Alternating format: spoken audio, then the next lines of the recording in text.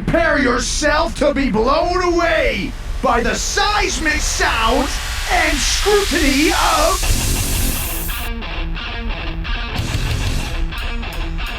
Aftershocks Podcast with Chris Aiken and Matt Hartnett.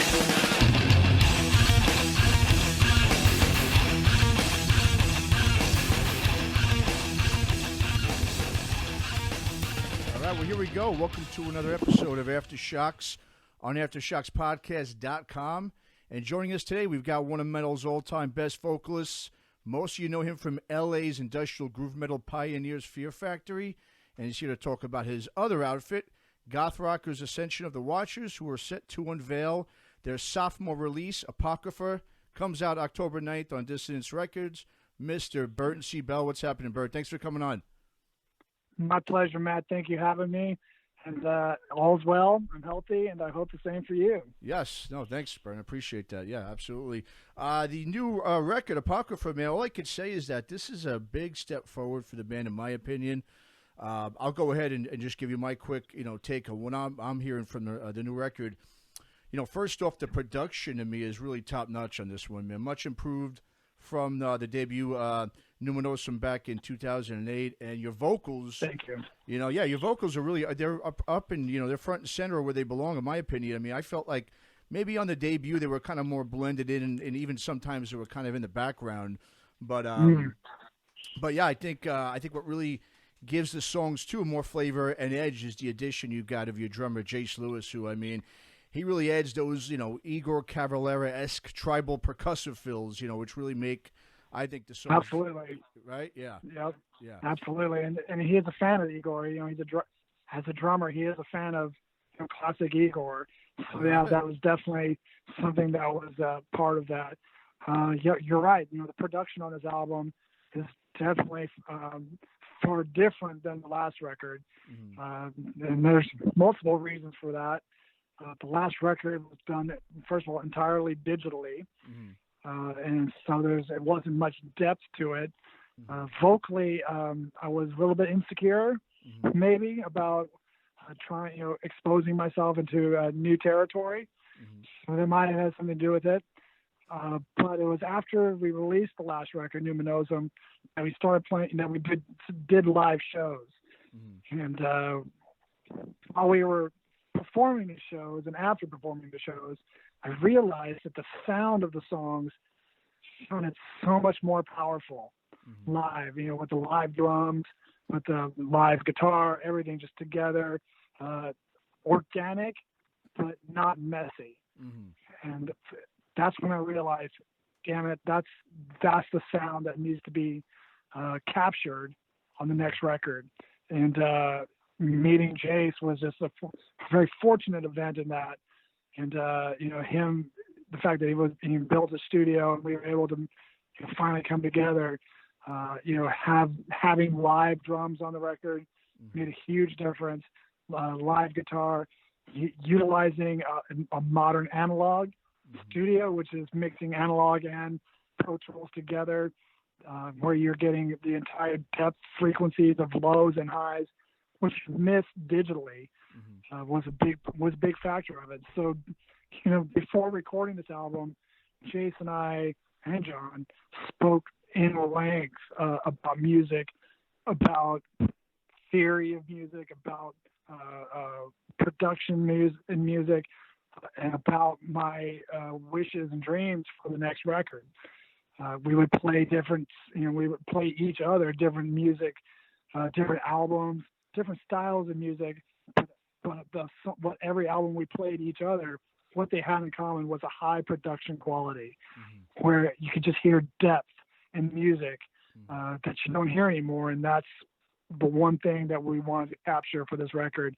And as Jace, as producer, understood it, and he captured it and made it happen. This record, honestly, wouldn't be the way, it wouldn't sound this way without Jace. He was superiorly incremental in the making of this record. Sure. Yeah, no, I mean, like I said, I noticed there's a lot more rock on this record, where I think on the last record it was really more of the dark ambient with a little bit of rock in there, but not as much. But you just right. Yeah. And you Yeah, mentioned, it's part of the growing experience as a band, mm-hmm. and we're wanting, taking the time over 10 years to really figure out what we wanted to achieve. Sure. Mm-hmm. No, totally. And you just brought up about the where the record was recorded at, the studio, which was it's a studio that was renovated from a disused building connected to an ancient manor in South Wales. And on the press release I read, it also talks about there was an inadvertent recording that occurred during a vocal session for the title track. So talk a bit about that particular moment in recording and how the setting itself contributed to the overall aura of the record. God, I love this story because it's true. Mm-hmm. And, to start off the setting for Northstone Studios, it is set next to a 250-year-old manor in the rolling countryside of South Wales. Mm-hmm. Pastoral, green landscapes, trees, rolling hills, green grass, you name it. And it's just very, very serene. But this manor, obviously 250 years old, has history to it. The manor was built on top of the ruins of an ancient monastery. Oh, wow. Okay. And some of these stones are still surrounding the manor. And these stones, Jace built the studio with his own hands, mm-hmm. with stones, but he built it by hand, utilizing the stones that were part of the manor and this monastery to create Northstone Studios. Mm-hmm. So, needless to say, I don't know whether you believe in energy or not, I am a believer in science and physical science, mm-hmm. and to move into metaphysical science, that I know one thing, and that is energy is a constant. Mm-hmm. So whatever powers our bodies, powers is something that continues throughout life. Yeah. So here we are recording in the studio, and it's just Jason and I in the studio. We would go in the morning. He's got in one of the rooms, he's got a coffee station with a shelf with coffee, tea, whatever, and he's got a small, a little table with the kettle, and he's got a small refrigerator, like a dorm refrigerator, and they're all in this little corner. Mm-hmm. So we would there's moments we would finish the day, and we would lock up the studio, to clean everything up, lock up the studio. Chase has the only key. So the morning we'd come back, and we go to, we open up and we go to this, do our thing, and we eventually make it to the coffee station. And there's this happened 2 or 3 times. There'd be stuff on the floor from the coffee station, silverware, tea bags, just things just falling off the shelf, mm-hmm. and just kind of thrown on the floor in front of the area. And as intelligent people and rational people, we were able to explain it away. Okay, the refrigerator must have shaken off or something and vibrated everything off. So easy to explain away, mm-hmm. simple. We even experimented it. Yeah, that happens. Things started, some things started becoming a little bit more unexplainable. And the one day, things really came to a head, almost to a head, where we were doing the vocals for Apocrypha. Jason and I. Jace is on the other side of the window in the control room. I am in the little booth in front of the window that we created doing vocals. And I go into the booth to start doing vocals. Jason's not hearing anything at all. Mm-hmm. I hear him, but he's not hearing me come to the microphone. Mm-hmm. So a couple minutes later, he's, after exhausting everything on his end, he comes into the room. He checks the cable connection to the microphone. He follows the cable all the way to the room where the coffee station is, where the multi-input box was for the cables of the mic and the drums and everything. And he noticed that the cable to the microphone was pulled out. Now, if you don't know anything about XLR cables, to put into a multi-input, you have to grasp clasp to unlock it from the input. Mm-hmm. And for some reason, the microphone cable was pulled out. So I go, why'd you do that, James? I didn't see you do that before we left. He goes, I didn't do that. Why'd you do that? I'm like, I didn't do that. And we're like, well, maybe I tripped over it. So yeah, that's possible. So we started doing vocals for the song Apocrypha. And, 2-3 hours later, I start, I want to take a break. And he goes, okay, I'll use this time to clean up the files on Pro Tools to gather things together. And as he's going through the files, he goes, Bert, he notices something at the end, past the completion of the song. There's like this little weird waveform that should not have been there. And he goes, what's that? I go, I don't know. If there's no music, I wouldn't be singing.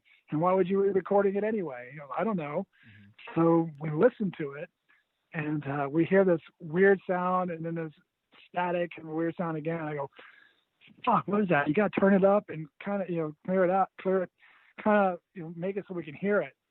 Mm-hmm. And when we turned it up, it was the sound of the wooden door between the control room and the live room I was in opening up, that creaking door. Wow. And all of a sudden, for some reason, no reason at all, Chase would never do this because it would blow out his entire system.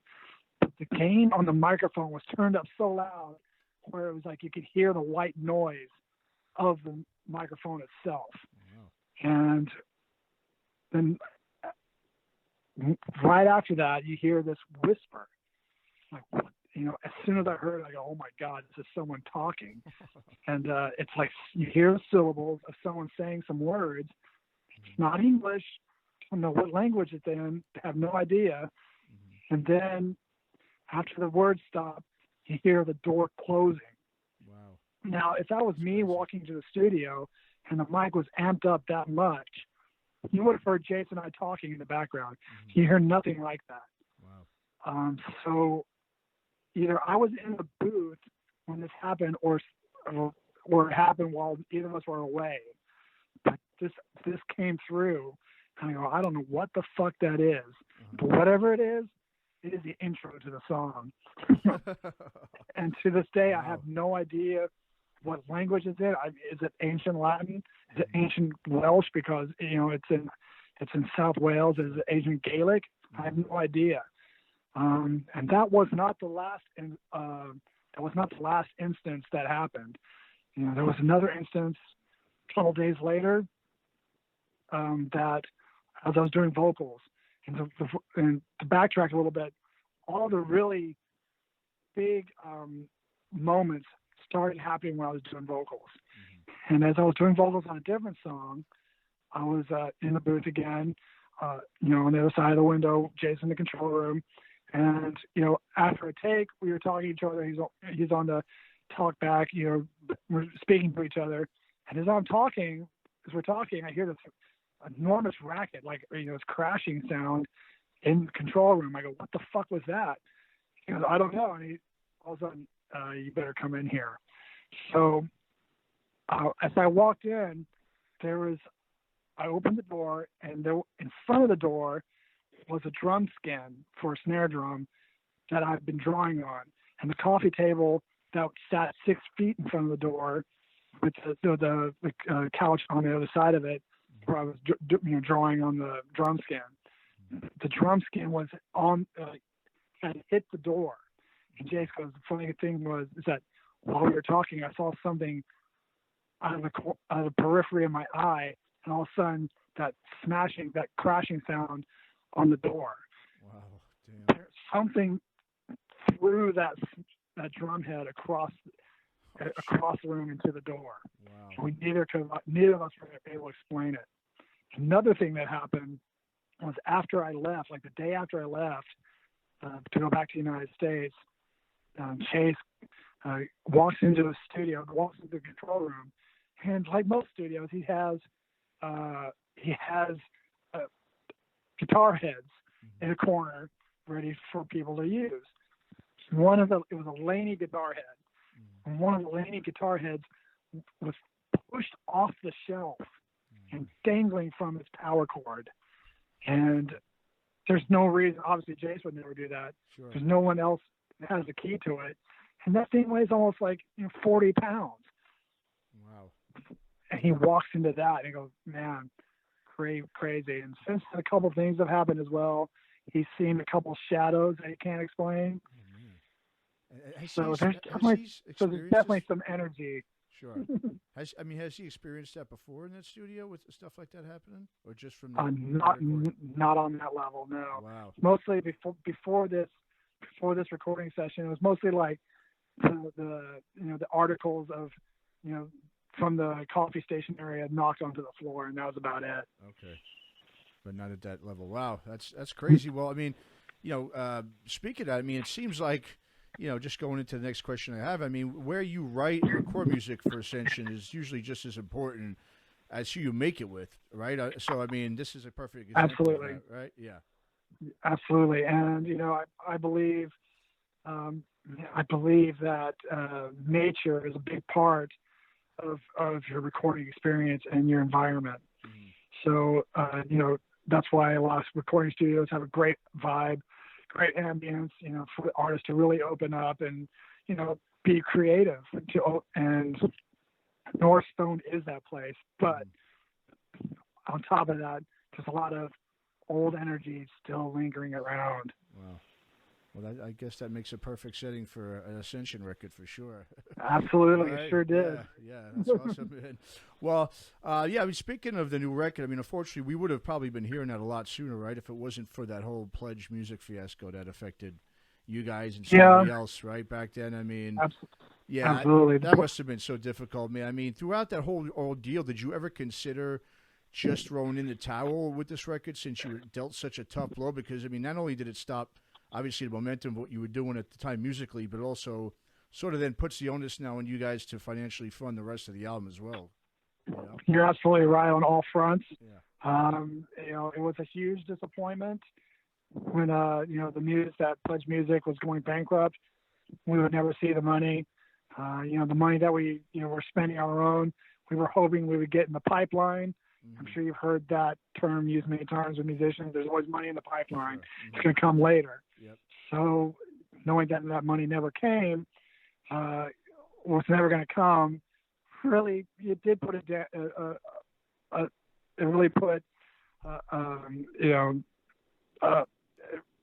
was a huge setback. But it was bittersweet at the same time, where we decided, okay, now there's no time restriction. So we can take our time to finish this record. Luckily, we had completed recording. So all we had to do was mix it. And to do that, we just really loans from friends and family to finish the record, to complete it. And luckily, since we weren't on a time restraint, the fact that we had enough time to mix it and take our time mixing it was reflected in the production of this record.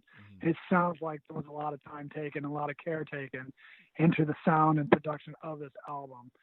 So there was that positive aspect that really came across, and we had the time to really find a right distributor to distribute the record to the UK, Europe, and North America, but two, a label that would honor the pledgers who ordered a CD and vinyl. So luckily, finding that, it shows that, we have everyone's intention and respects at heart, and we're going to come out as heroes. So those who did order CD and vinyl will receive the vinyl, even though they might have gotten their money back. We're going to honor it anyway, and everyone who pledged will get a digital download. So, and then the rest of the items, we'll figure it out as time comes, but, it's something we can take our time on.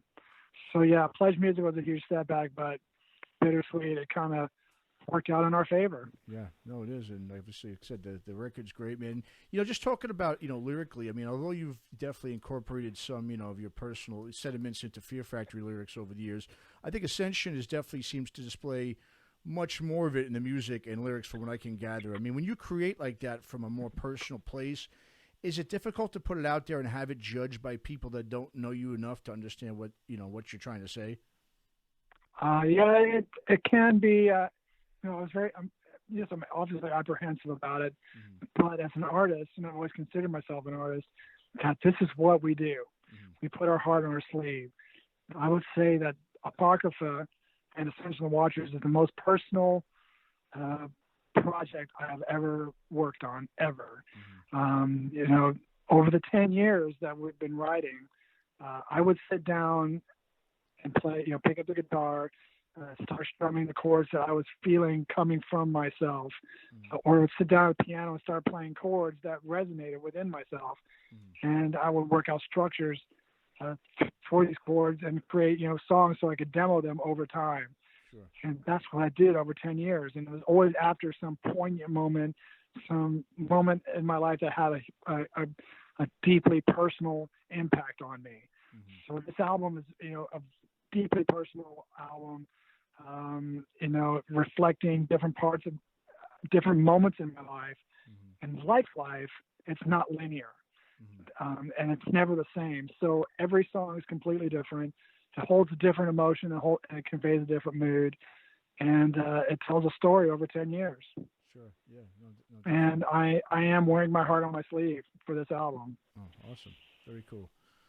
Yeah, I mean, so is Ascension now, is it going to become, I guess, more of a semi-full-time thing along with Fear Factor, or is this still just a, I guess, quote-unquote project that you'll revisit from time to time, depending on your schedule?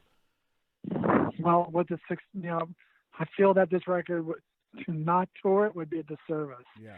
So all my attentions and energies are focused on the Watchers at this time. Very cool. Yeah, I just, and quickly, just, you know, with your vocals, I mean, your sound style and approach, I mean, it's always been very influential, you know, on so many, you know, metal bands. And in fact, I mean, you essentially changed the game forever with your style. I mean, I think there's no doubt about that. So many bands, Thank you. Yeah, you really did, man. I mean, so many bands began to emulate, you know, your you know, vocals, especially, you know, in the late 90s, early 2000s there. But I think the problem is it's not something that many were able to pull off very well, which is why you're not hearing as much now as we used to, you know, at that time. Right.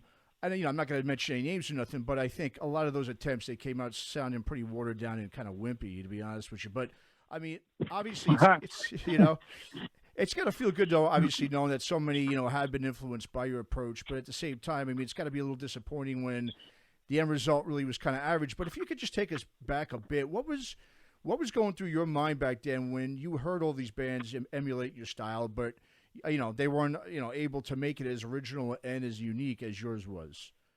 Well, you said it right there. Often imitated, never replicated. Yeah. And like you said, you know, you don't have to mention names, but when you say it's watered down versions of Fear Factory, I know exactly who you're talking about. But, you know, knowing that Fear Factory and the work that we have done through the years and the people we have influenced, I think that just speaks for itself. We're a band that will always get recognition and the respect that the bands that watered it down will never get. Sure. So for me, as an artist, just knowing that I was able to influence younger minds and younger artists, for me, I have done a service to the world. And so I think that's what music and art is all about. It's about inspiring. And if I'm able to inspire, then I have lived a good life. You know, as an artist myself, I am inspired and influenced by a plethora of different artists myself. And the fact that I was able to come up with something new and different from these artists, I'm grateful. Yeah. Yeah, no, I mean, but you definitely have inspired. I mean, not just, you know, vocalists, but I mean, just metal fans in general around the world. You know, just one last question, Bert, I'll let you go. I mean, just the other day we found out, you know, through Dino that, at least on his end, Fear Factory, the legal stuff has been kind of put to rest, and there'll be indeed some new music coming out sometime next year. So, I mean, instead of me peppering you with any specific questions, if you don't mind, if you could just go ahead and just tell us right now what's happening with the camp and what can we expect in the near future. Well, we finished and delivered a new Fear Factory record in 2017, mixed, mastered, artwork, and everything. Now, we'll see what Nuclear Blast releases. I have no idea. But like I said, you know, my my focus is Ascension of the Watchers. Sure. Well, and it's, I mean, I think it definitely should be at this point, because Apocrypha is a phenomenal album. And to our listeners out there, definitely check it out, Apocrypha. It comes out October 9th. And Bert, why don't you go ahead and pick a song off the record? We'll play a little clip for it for the listeners at the end here. And if you don't mind, maybe just tell us a quick little story about the song itself.